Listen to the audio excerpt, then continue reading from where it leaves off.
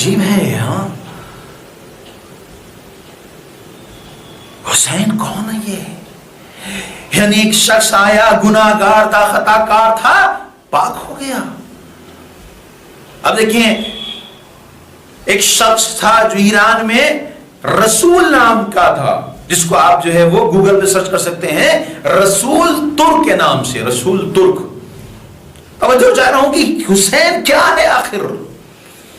حسین ترک یعنی یہ شرابی ہے، یہ جواری ہے، یہ بدماش ہے، یہ گناہ گار ہے، یہ خطا کار ہے، یہ نجس ہے، یہ پلید ہے، یہ سب کچھ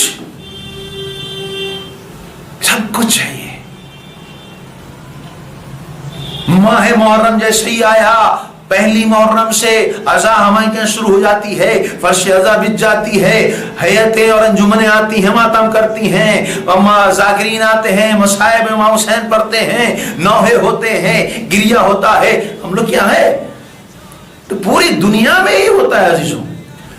تو یہ رسول ترک جو اتنا گناہ گار، جو اتنا خطا کار، مختصر کر رہا ہوں، واقعہ بہت بڑا ہے، خلاصہ اس کا بیان کر رہا ہوں تاکہ ہم سمجھ سکے کہ جس فرش عزا پر آ رہے ہیں یہ حسین کیا کرتا ہے. اللہ اکبر. یہ حسین پاکیزہ کر دیتا ہے انسان کو. یہ رسول ترک جب ایک جگہ کے اوپر آتا ہے جہاں انجمن لگی ہوئی ہے، جس فرش عزا پر یا حسین کی صدائیں بلند ہے، ماتم ہو رہا ہے، یا مظلومہ کی صدائیں بلند ہو رہی ہیں، یہ آتا ہے ماتم کرنے کے لیے. اب سیدھی بات ہے کہ جب اس طرح کا ایک گناہگار، ایک خطا کار انسان جب جس جہاں پہ کھڑا ہوگا، وہاں کے جو اطراف میں لوگ ہوں گے وہ کیا سوچیں گے؟ ارے کہاں کھڑا ہو گیا یہ کہاں کھڑا ہو گیا آ کر کے؟ کیوں کھڑا ہو گیا یہ آ کر کے؟ ارے لوگ ہمیں دیکھیں گے کہیں گے رسول ترک کے برابر کھڑا تھا، گناہ گار انسان، شرابی ہے، کھلم کھلا گناہ کرتا ہے. نہیں، ہم تو نہیں کھڑے ہوں گے. اب دھیرے دھیرے جہاں کے اوپر کھڑے تھے لوگ رسول ترک کے پاس، وہاں سے وہ صف ختم ہونا شروع ہو گئی. اب وہ لوگ آتے ہیں سیکرٹری کے پاس، سیکرٹری سے بیان کرتے ہیں وہ یہ کیا بات ہے آخر ہے؟ یہ دیکھو کس طرح کا آدمی تمہاری سنگت میں آ گیا ہے، ماتم کر رہا ہے، اس کو ہٹاؤ. اب دیکھیں آپ، وہ سیکرٹری آتا ہے اور سیکرٹری آ کے کہتا ہے رسول ترک سے، بہرحال تم یہاں سے چلے جاؤ، اس لیے مناسب نہیں ہے تمہارا یہاں ماتم کرنا. کہنا مگر یہ تمہاری تھوڑی فرش عزا بچھی ہوئی، فرش عزا حسین کی. بہت عقیدت رکھتا تھا یہ، ہاں بہت عقیدت رکھتا تھا مولا حسین سے. اور لوگ بتاتے ہیں کہ جب فرش عزا پر آتا، چونکہ شرابی تھا لہذا پہلے نل سے اپنے منہ کو پاک کرتا تھا اور پھر پاک ہو جاتا تب آتا تھا، بیٹھتا تھا کر کے. تو جو سیکرٹری تھا اس نے کہا بھیا نہیں، تم جاؤ یہاں سے، ٹھیک نہیں تمہارا رکنا یہاں پہ. وہ کہتا نہیں بھائی فرش عزا بچھی ہوئی ہے، لیکن ہوتا یہ کہ جب لوگ آتے ہیں اس کو سمجھاتے، کہتے نہیں بھائی تم جاؤ یہاں سے. اچھا چونکہ وہ عقیدت رکھتا تھا لہٰذا اب اس طرح کا اگر کوئی بدماش ٹائپ کا آدمی ہو تو اس سے ہر آدمی ڈرتا ہے، لیکن چونکہ پریشر بنا اس کے اوپر، کہا صاحب نہیں جانا چاہیے اس کو یہاں سے. وہ چلا گیا. اب جو چلا گیا اپنے گھر، تو گھر گیا، اپنا دروازہ بند کیا اور یہ سوچ رہا تھا کہ ہم اتنے گناہ گار ہیں، ہم اتنے خطا کار ہیں، ہم ایسے ہیں، ہم ویسے ہیں، ہم شرابی ہیں، ہم جواری ہیں، ہم تمام چیز ہیں، اور ہم کو اب تو لوگ فرش عزا پر کھڑے نہیں ہونے دیتے. اللہ اکبر.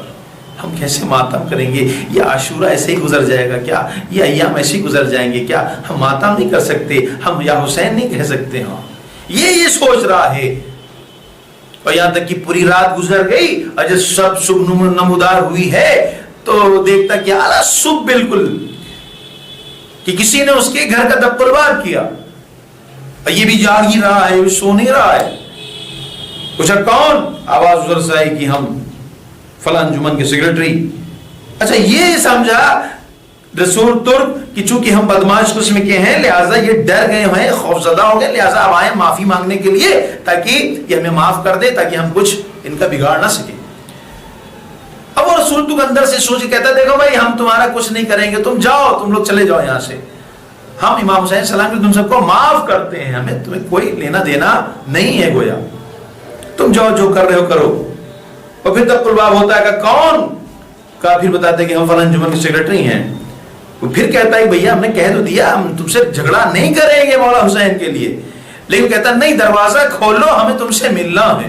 عزیزو रसूल तुर्क जैसी दरवाजा खोलते हैं, ये जो अफराद होते हैं अंजुमन के हयत वाले और अंजुमन के मेंबरान, ये जाते हैं और फौरन जो सेक्रेटरी होता है और रसूल तुर्क अपने बाहों में ले लेता है, गले से लगा लेता है, कोई हाथ चूम रहा है, कोई बोसे दे रहा है, वो खौफजदा अजीब बिल्कुल मुताज्जिब हो जाता है, ताज्जुब से कहता है आखिर बात क्या है, हम गुनाहगार, हम खताकार, हम शराबी, हम जुआरी, हम सब कुछ हैं, और तुम आखिर हमारे हाथ क्यों चूम रहे हो, हम हमारा बोसा क्यों ले रहे हो, हमारे सीने से क्यों लगे हो, हम तो वही हैं कि जब तुमने हमें फर्श अज़ा से भगा दिया था।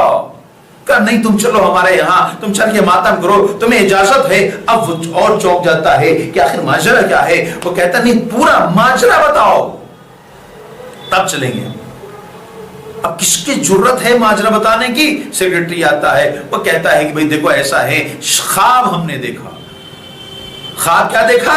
आशूरा है, करबला है, करबला में ख़याम लगे हुए हैं, एक तरफ मौला हुसैन के ख़याम लगे हुए हैं, एक तरफ यजीदी लश्कर के ख़याम लगे हुए हैं। अजीजों, वो हयत का जो सेक्रेटरी है, अंजुमन का जो सेक्रेटरी, वो कहता है कि भाई मैंने देखा कि मैंने चाहा अपने मौला हुसैन से मुलाकात करें, उस खेमे की तरफ बढ़ा जहां मौला हुसैन का खेमा था।